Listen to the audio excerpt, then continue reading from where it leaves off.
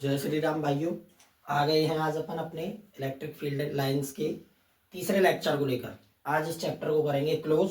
तो चलिए बिना समय व्यर्थ करे अपन चलते हैं अपने आज के टॉपिक पर। तो टॉपिक है इलेक्ट्रिक फ्लक्स। इलेक्ट्रिक फ्लक्स आज का जो लेक्चर है बेहद ही कीमती होने वाला है, क्योंकि यहाँ से हर बार 3 नंबर की एक डेरिवेशन पूछी जाती है, या फिर इलेक्ट्रिक फ्लक्स का 1 नंबर में अपने से डेफिनेशन भी पूछा जा सकता है, कोई क्वेश्चन भी दे सकता है।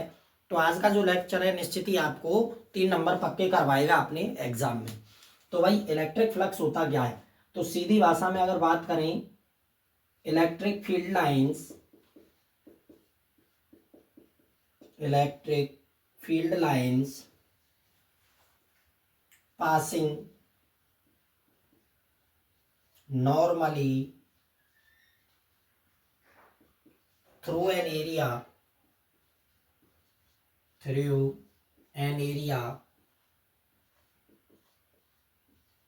is called electric flux.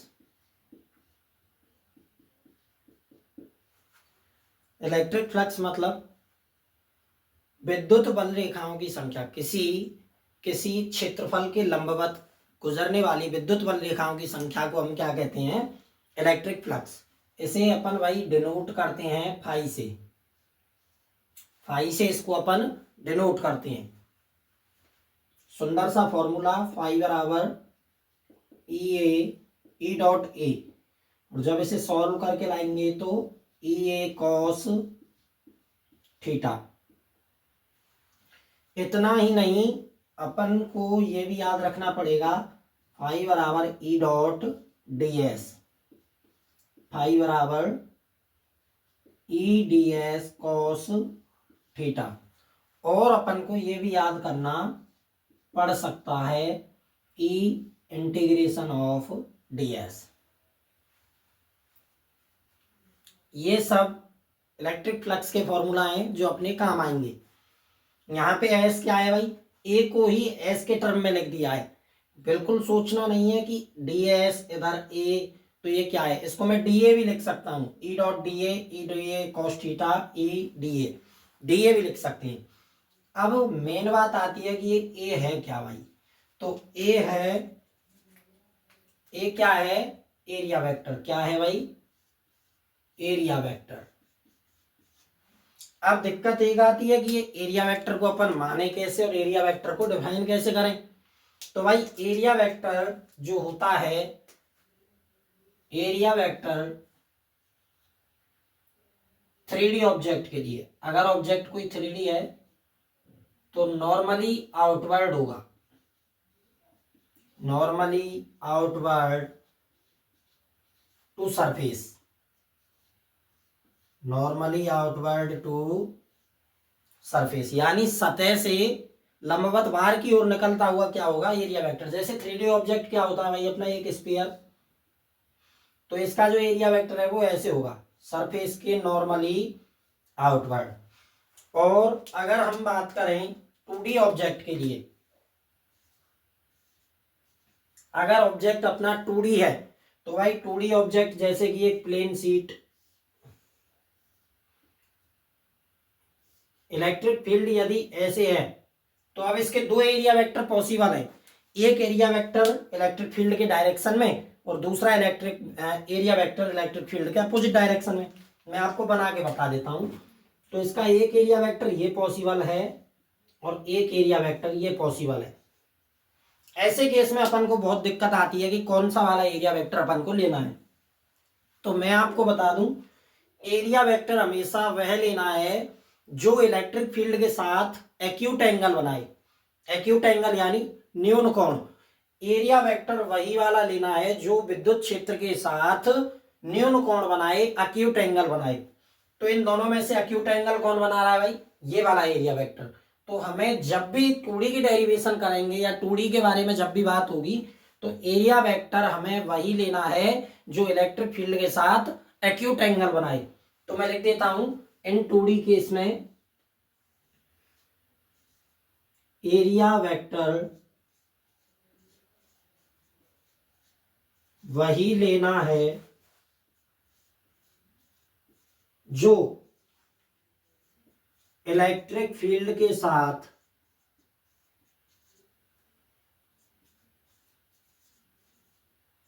Acute angle बनाए।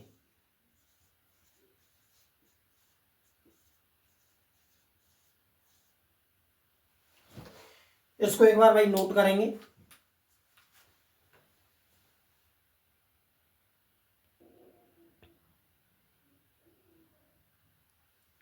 चलिए अब पढ़ते हैं अपन गॉस लॉ के बारे में।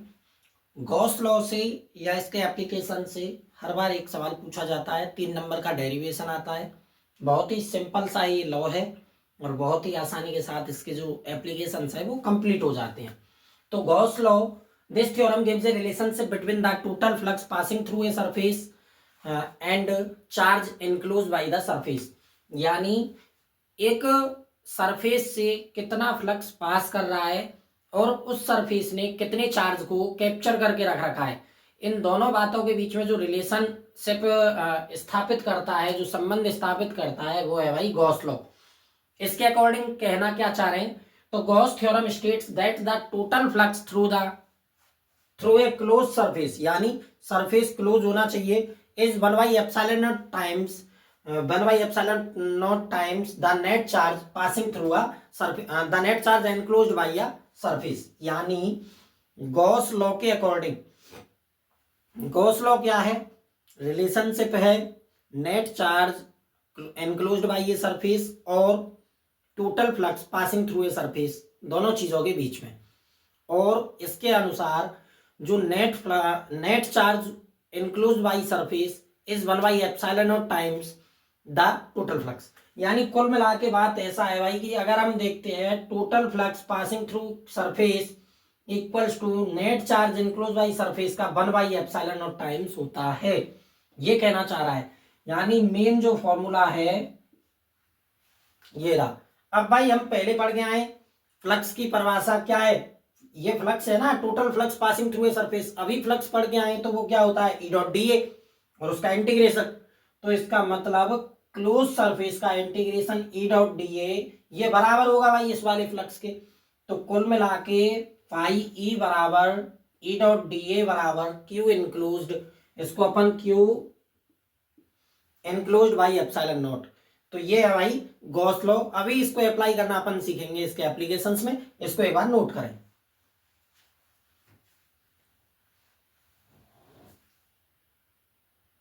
चलिए भाई अब पढ़ते हैं प्रूफ ऑफ गॉस लॉ।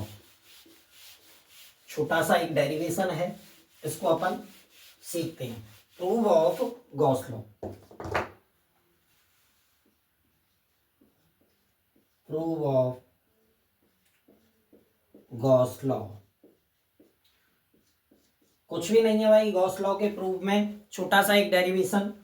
ये है भाई, ये क्यू चार्ज, टेस्ट चार्ज मान लो या पॉजिटिव क्यू चार्ज मान लो। ये जो अपना इलेक्ट्रिक फील्ड है वो कैसे बनाएगा, अगर मैं आपसे बोलूं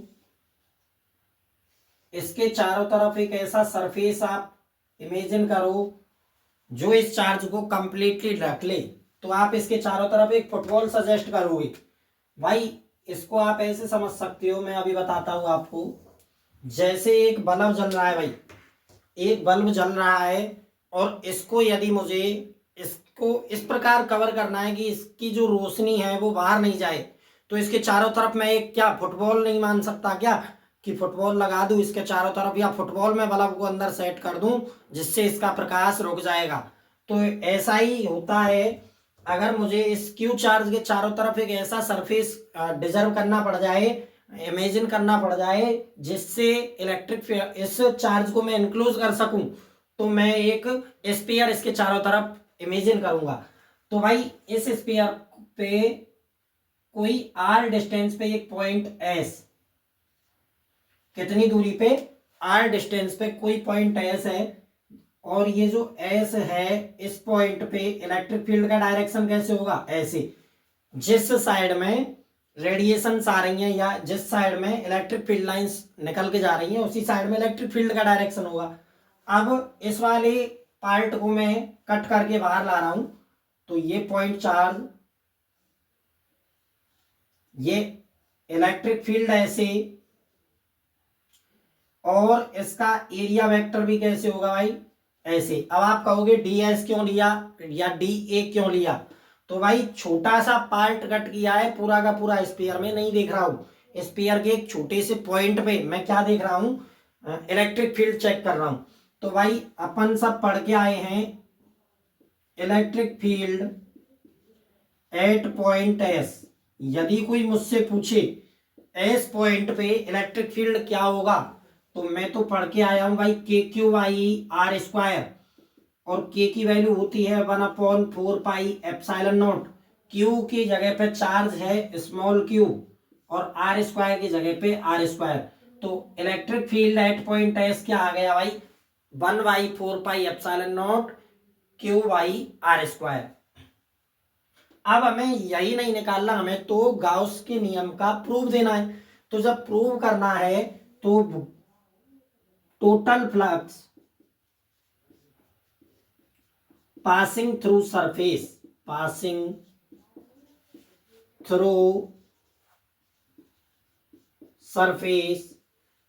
अब सरफेस क्या है, स्फीयर है, ये भी आपको बहुत अच्छे से पता है, लेकिन उसको अपन आगे अप्लाई करेंगे। तो फाई बराबर ई डॉट डी एस, और दोनों के बीच में एंगल कितना है भाई, जब डॉट प्रोडक्ट को हटाता हूं तो ई डी एस कॉस 0 डिग्री। अब ये डी एस है, यानी इसको अपन को क्या करना, अब ये जो फ्लक्स आएगा ये भी क्या आएगा, स्मॉल फ्लक्स, यानी छोटा चेंज अपन को देखने को मिलेगा, क्योंकि अपन छोटे से एरिया वेक्टर पे काम कर रहे हैं, तो अपन को फ्लक्स भी कितना मिलेगा, छोटा। अब यदि इसको हमें पूरा फ्लक्स चाहिए, तो फाई बराबर integration of E dot D S, E D S cos 0 degree. Dot को अपन हटा देते हैं, इसको आगे सॉल्व करेंगे, फर्दर सॉल्व करने पे ई डी एस, क्योंकि कॉस 0 1 होता है। अब ds को अपन को ओपन करना है, तो भाई आप एक बात बताओ, ds ds ds ds ds ds ds ds ds जितने भी ds हैं उन सभी को मिला दिया जाए तो ये स्फीयर का एरिया नहीं बनेगा क्या भाई। तो अपन इसको लिख सकते हैं फाई बराबर electric field multiply by area of sphere, area of sphere. इसको फर्दर आगे सॉल्व करते हैं, तो भाई फाई बराबर इलेक्ट्रिक फील्ड अभी अपन निकाल के आए हैं 1/4 pi epsilon naught Q by R square multiply by area of sphere क्या होता है 4 pi R square. Area of sphere होता है भाई 4 पाई आर स्क्वायर। 4 पाई से 4 पाई कैंसिल, आर स्क्वायर से आर स्क्वायर कैंसिल, तो बचा क्या भाई क्यू बाई एप्सिलॉन नॉट। और यही है गॉस के नियम का प्रूफ, यही है गॉस के नियम का प्रूफ। तो लास्ट में भाई जब भी कोई प्रूफ वाला सवाल हो तो लास्ट में हमको लिखना होता है HP हेंस प्रूफ या इति सिद्धम। तो इसको भी एक बार अपनी कॉपी में नोट करेंगे। चलिए अब करते हैं electric field due to linear charge. Gauss law के 3 एप्लीकेशंस ज्यादातर अपन को पढ़ने होते हैं। उनमें अपन पहला एप्लीकेशन देख रहे हैं electric field due to infinite long wire, infinite long wire, अनंत लंबाई के चालक तार के कारण विद्युत क्षेत्र का मान गॉस के नियम के अकॉर्डिंग। तो भाई ये है एक लीनियरली चार्ज रॉड। इस रॉड को अपन किस प्रकार ढक सकते हैं या किस प्रकार इसको अपन कवर करें, चलिए मैं आपको बताता हूं। इस रॉड से जो इलेक्ट्रिक फील्ड है वो ऐसे होगा, ऐसे भी होगा, बिल्कुल होगा, इधर को ऐसे होगा। यानी इस रॉड को अगर मुझे कवर करना है तो भाई मुझे इसके चारों तरफ एक ऐसा इमेजिनरी सरफेस मानना पड़ेगा जो इसे इस प्रकार ढके। देखो भाई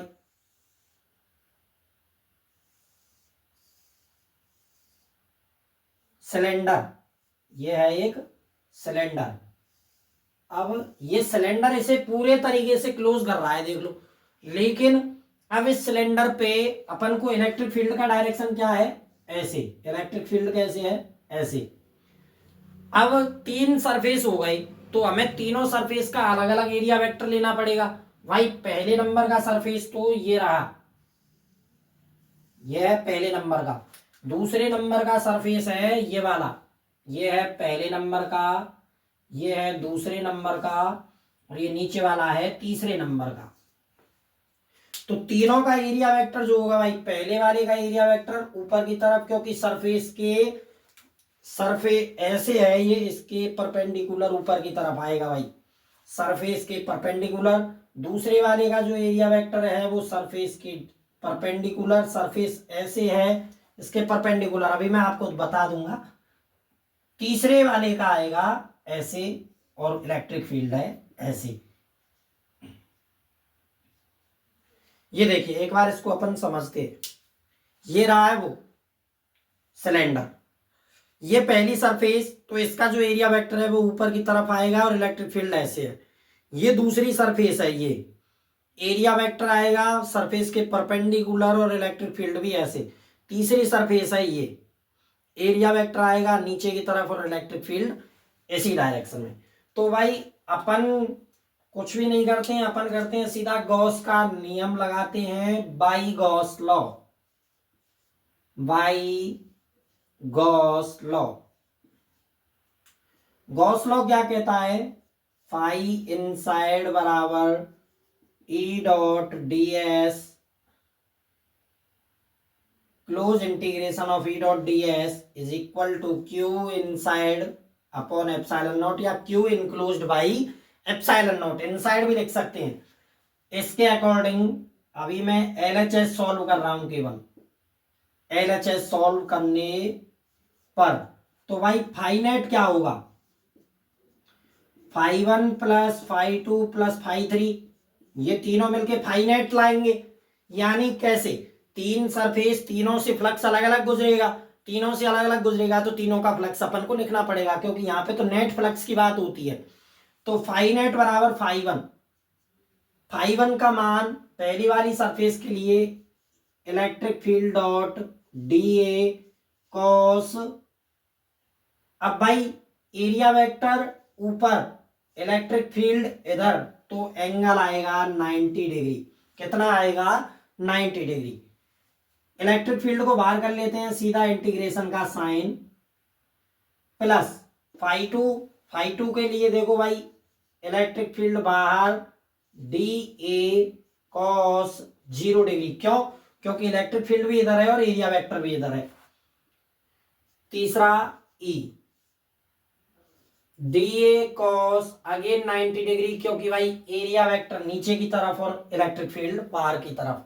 तो यहां से जब अपन फाई नेट निकालेंगे तो केवल और केवल ये वाला कैंसिल हो जाएगा, क्योंकि 0 हो जाएगा, ये वाला 0 हो जाएगा, और ये बचेगा, इसको अपन लिखेंगे E dot E multiply by D A cos 0 को अपन डी ए लिख सकते हैं, और D A D A D A D A D A बीच वाली सरफेस पे डी ए जुड़ के बेलन का पृष्ठीय क्षेत्रफल, सरफेस एरिया ऑफ सिलेंडर क्या होता है भाई, 2 पाई आर एल, 2 पाई आर एल, यही तो होता है। अब यदि मैं आर कैपिटल मान लेता हूं, कैपिटल आर इसकी रेडियस मान लूं और कैपिटल एल इसकी लेंथ मान लूं, तो अपन इसे कैपिटल आर एल ऐसे लिख सकते हैं। ये किया अपन ने केवल एलएचएस सॉल्व। अभी मैं करता हूं आरएचएस को सॉल्व। तो आरएचएस सॉल्व करेंगे, उससे पहले मुझे एक बात बता दो, ये एक रॉड है, सरफेस एरिया, सरफेस डेंसिटी क्या होती है, सरफेस चार्ज डेंसिटी लैम्डा बराबर चार्ज अपॉन में लेंथ, यही तो होता है भाई, चार्ज अपॉन में लेंथ। अब अपन को क्या करना है, आरएचएस को सॉल्व, और आरएचएस को सॉल्व अपन कैसे करेंगे, तो आरएचएस को सॉल्व करने के लिए Q inside by epsilon naught बराबर कर देना है E D S equals to Q inside by epsilon naught, और ये किसके बराबर है, फाई ई के। यहां से कुछ कुछ समझ आ रहा है। चलिए आगे का अब अपन सॉल्व करते हैं। भाई एलएचएस को अपन ने सॉल्व कर लिया है, इस वाले पार्ट को अपन निकाल के ले आए हैं पूरा का पूरा, जिसका वैल्यू है E into two pi R L. तो सीधा का सीधा लिखते हैं, E into two pi R L बराबर क्यू इनसाइड यहां से निकाल के लाए तो क्यू बराबर क्या हो जाएगा भाई, लैम्बडा इंटू एल। होगा या नहीं होगा, होगा। तो क्यू इनसाइड की जगह पे अपन लिखेंगे लैम्बडा एल अपॉन में एप्सिलॉन नॉट। यहां से एल ने एल कट कर दिया, तो भाई यहां से इलेक्ट्रिक फील्ड अपन को निकालना है, तो lambda upon two pi R नीचे चला जाएगा, two pi epsilon naught R. ये एक सुंदर सा डेरिवेशन, और अब की बार बोर्ड में 99.99% पूछा जाना है। इसको बिल्कुल भी हल्के में मत लेना, पूछा जाएगा बोर्ड में। इससे पहले जो लैंग्वेज लिखनी होती है वो आपको खुद लिखनी पड़ेगी, क्योंकि क्रैश कोर्स टाइप अपन सिलेबस करा रहे हैं, समय पे सिलेबस भी कराना होता है, तो भाई अपन उस लैंग्वेज को आपको नहीं बताएंगे। आपको खुद लिखना है कि एक चार्ज रॉड है और उसके चारों तरफ एक बिल्लाकार गॉस का पृष्ठ हमने इमेजिन किया है, और जो भी लिखना होता है वो आपको खुद लिखना पड़ेगा। बाकी ये डेरिवेशन 99.99% आपके एग्जाम में पूछा जाने वाला है, इसको एक बार नोट करें। चलिए भाई अगला है इलेक्ट्रिक फील्ड। अच्छा इसका एक बार अपन ग्राफ और देख लेते हैं। अभी जो वैल्यू आई थी ई बराबर, जो वैल्यू निकल के आई थी lambda by two pi epsilon naught R, E और आर का ग्राफ। तो भाई ई ऐसे आर ऐसे, दोनों के बीच में क्या है, ई इनवर्स रिलेशन में है, आर छोटा लिख लो या बड़ा लिख लो कोई अंतर नहीं है। तो कुछ रेक्टेंगुलर हाइपरबोला कैसा आएगा, रेक्टेंगुलर हाइपरबोला। इस ग्राफ को भी अपने नोट्स में इंक्लूड करें। और अब चलते हैं आगे की तरफ, एक बार बना लें। अब अपन को देखना है electric field due to a charge sheet, due to a charge sheet. एक चार्ज शीट की वजह से गॉस के रूल के अकॉर्डिंग इलेक्ट्रिक फील्ड कितना आता है due to charge sheet. Important तो है लेकिन इतना नहीं है जितना इनफाइनाइट लॉन्ग वायर वाला था। तो भाई अगेन एक चार्ज शीट है,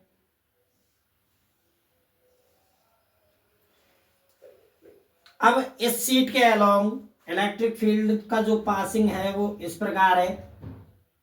अपन को मानना है एक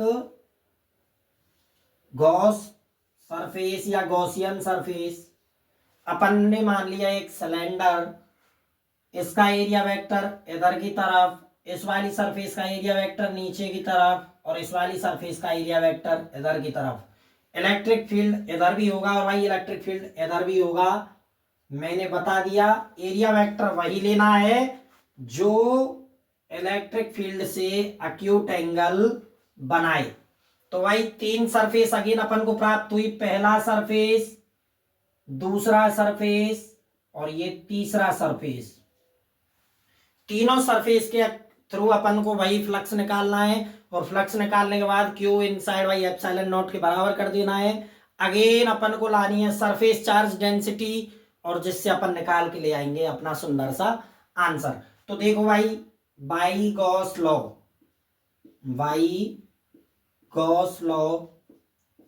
गॉस साहब का नियम कहता है फाई ई बराबर ई इंटीग्रेशन डीएस बराबर क्यू इनसाइड अपॉन में एप्सिलॉन नॉट। इस प्रकार से अब इसको जब अपन सॉल्व करेंगे तो अगेन फाई नेट निकालो, एलएचएस सॉल्व करना है, और एलएचएस सॉल्व करके फाई नेट निकालो। तो phi 1 plus phi 2 plus phi 3।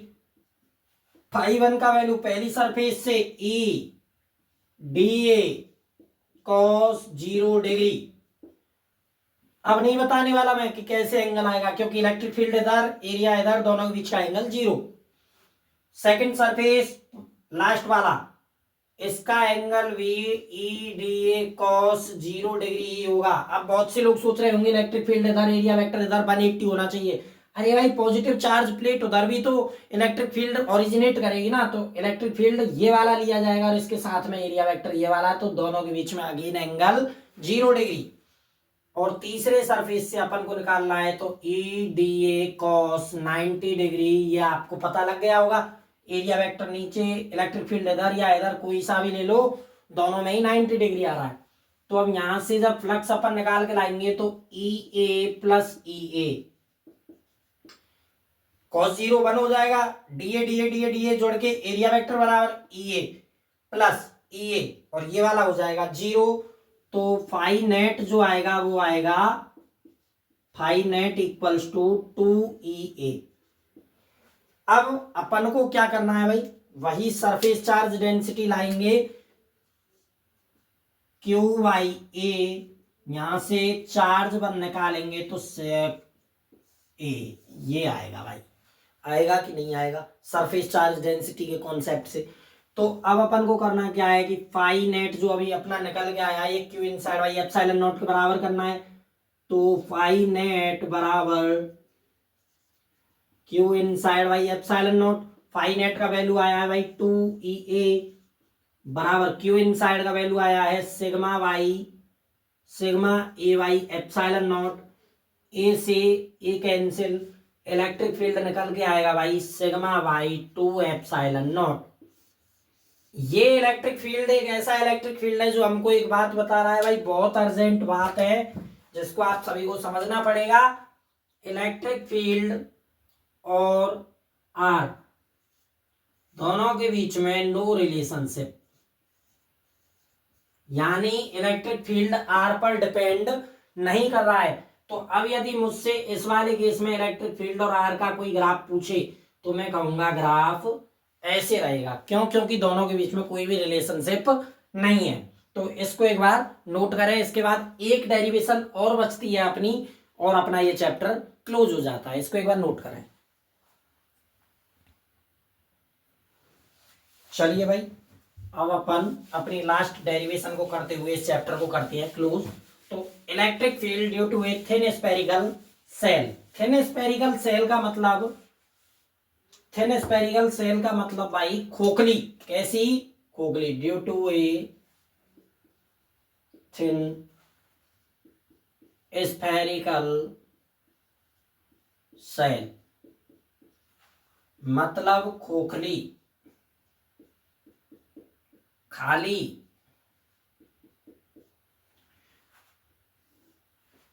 Cell, अब देखो भाई ये सेल है पॉजिटिवली चार्ज, इस पे पॉजिटिव क्यू चार्ज डिस्ट्रीब्यूटेड है सरफेस पे। आपको ये चीज पता है कि सरफेस पे आके ही रुकता है चार्ज, तो पॉजिटिव क्यू चार्ज सरफेस पे डिस्ट्रीब्यूटेड है। अब इस पे 3 पॉइंट पे अपन को निकालनी होती है क्या? Electric field. इसमें 3 पॉइंट आपको दिख रहे होंगे, एक तो इनसाइड पॉइंट कोई भी मान लो 1 पॉइंट, एक सरफेस पे मान लो 2 पॉइंट, और एक आउटसाइड पॉइंट मान लो कोई 3 पॉइंट। तो भाई अब अपन को जिस भी पॉइंट पे निकालनी है उस पॉइंट के अकॉर्डिंग अपन को मानना पड़ेगा गॉसियन सरफेस। तो पहले के अकॉर्डिंग अपन ने मान लिया गॉसियन सरफेस ये रहा, दूसरे के अकॉर्डिंग ये खुद है ही, और तीसरे के अकॉर्डिंग मान लिया हमने गॉसियन सरफेस ये रहा। तीनों ही पॉइंट पे अब अपन को ये डिस्टेंस मैंने मान ली x, ये डिस्टेंस मैंने मान ली कैपिटल R, और ये डिस्टेंस मैंने मान ली है स्मॉल r। तो तीनों ही पॉइंट पे अब अपन निकालेंगे। सबसे पहले अपन चलते हैं इनसाइड पॉइंट पे। तो 4 इनसाइड पॉइंट, इनसाइड पॉइंट यानी 1, 4 इनसाइड पॉइंट, कोष्टक में लिख देता हूं 1 नंबर पॉइंट के लिए। तो भाई 1 नंबर पॉइंट के लिए गाउस का नियम फाई ई बराबर Q inside by epsilon naught. Phi को अपन ई डॉट डी एस भी लिख सकते हैं, Q inside by epsilon naught, और भाई E dot D S E integration, भाई इंटीग्रेशन को याद रखना, ई इंटीग्रेशन डीएस, इसको जब अपन ओपन करेंगे तो ये स्पेयर ही है, पहला वाला केस याद कर लो, पॉइंट चार्ज वाला स्पेयर है, तो स्पेयर का होगा 4 पाई इंटू आर स्क्वायर। अब आर की जगह पे एक्स है तो X square equals to Q inside, भाई इस स्पेयर के अंदर क्या चार्ज है, 0 अपॉन एप्सिलॉन नॉट। तो यहां से इलेक्ट्रिक फील्ड क्या आएगा भाई, 0। क्यों, क्योंकि कोई भी नेट चार्ज इसने इनक्लोज नहीं कर रखा है, इस स्पेयर के अंदर कोई भी चार्ज इनक्लोज नहीं है। सेकंड आता है भाई फोर सरफेस, सरफेस यानी सेकंड पॉइंट। सरफेस पे अगर हमसे बात करें तो वही ई इंटीग्रेशन डीएस बराबर Q inside by epsilon naught, E की जगह पे ई, सरफेस इंटीग्रेशन को खोलेंगे तो 4 पाई कैपिटल आर स्क्वायर हो जाएगा। और इस बार चार्ज बियर कर रखा है पॉजिटिवली, क्यू चार्ज इसमें पैक है, और एप्सिलॉन नॉट का एप्सिलॉन नॉट, यहां से इलेक्ट्रिक फील्ड आएगा Q by 4 pi epsilon naught R square. और अगर गौर से देखा जाए तो 1/4 pi epsilon naught, Q by are square को अगर बाहर कर दूं तो बचता है 1/4 पाई एप्सिलॉन नॉट, जिसे अपन के लिख सकते हैं। तो सरफेस पे क्या आएगा, के क्यू वाई आर स्क्वायर, के क्यू वाई आर स्क्वायर। और अगर बात करें four inside point, four outside point, outside point यानी पॉइंट नंबर 3 के लिए अगर बात करता है तो पॉइंट नंबर 3 के लिए अपन को सेम वही काम करना है, ई इंटीग्रेशन का sine ds equals to Q inside by epsilon naught. Each and every case में इलेक्ट्रिक फील्ड और एरिया वेक्टर के बीच का एंगल 0, तो electric field into 4 pi small R square बराबर capital Q by epsilon naught, क्योंकि बड़े वाले स्फीयर के अंदर भी छोटे वाले स्फीयर का चार्ज है। और यहां से इलेक्ट्रिक फील्ड आएगा भाई Q by are square into के। कैसे कैसे आप सॉल्व करो भाई, 4 पाई आर स्क्वायर नीचे जाएगा, 4 पाई आर स्क्वायर जैसे नीचे जाएगा तो Q by capital R square को बाहर ले लो तो 1/4 पाई एप्सिलॉन नॉट अगेन बन जाएगा के। अब भाई ये तीनों केस आपसे पूछे जा सकते हैं, लेकिन most important infinite long wire. और भाई अब इसके बीच का अपन को पढ़ना होता है ग्राफ, और चैप्टर को करते हैं सम। तो भाई ग्राफ को जब अपन देखते हैं तो एक पॉइंट आर बराबर R small equals to capital R तक अपना कोई भी, चलो मैं बताता हूं, यहां से अपन आगे बढ़ रहे हैं, कोई भी इलेक्ट्रिक फील्ड था क्या, कोई इलेक्ट्रिक फील्ड था नहीं था। लेकिन जैसे ही अपन कैपिटल आर पे पहुंचे तो इलेक्ट्रिक फील्ड अचानक से आया। लेकिन फिर कैपिटल आर पे पहुंचने के बाद जैसे अपन दूर जा रहे हैं तो भाई यहाँ पे देखो, यहाँ पे इनवर्स रिलेशन आ रहा है, ई इनवर्सली प्रोपोर्शनल आर स्क्वायर, यानी अगर आर बढ़ेगा तो इलेक्ट्रिक फील्ड घटेगा, यानी आर बराबर आर तक तो कोई इलेक्ट्रिक फील्ड है ही नहीं। कैपिटल आर जैसे ही हुआ तो जैसे ही कैपिटल आर हुआ तो अपना इलेक्ट्रिक फील्ड आया के क्यू वाई आर स्क्वायर, और उसके बाद फिर इनवर्स रिलेशन के थ्रू लगातार घटेगा तो कुछ ग्राफ ऐसा आएगा। और ये ग्राफ आपसे पूछा जा सकता है 1 मार्क में, आराम से पूछ सकता है भाई, इसे एक बार नोट करें, नोट क्या अब आराम से नोट ही करना। तो भाई आज करते हैं अपने इस चैप्टर को समाप्त, जल्दी अपन आएंगे सेकंड चैप्टर को लेकर। और अब रिदम टूटने वाला नहीं है, रिदम लगातार चलता रहेगा। सेकंड चैप्टर में बहुत ज्यादा मजा आने वाला है, और ऐसे ही ट्विस्ट धमाकेदार बहुत सारे कॉन्सेप्ट मैं आपको बताने वाला हूं। तो जुड़े रहिए अपने चैनल के साथ। Thank you very much.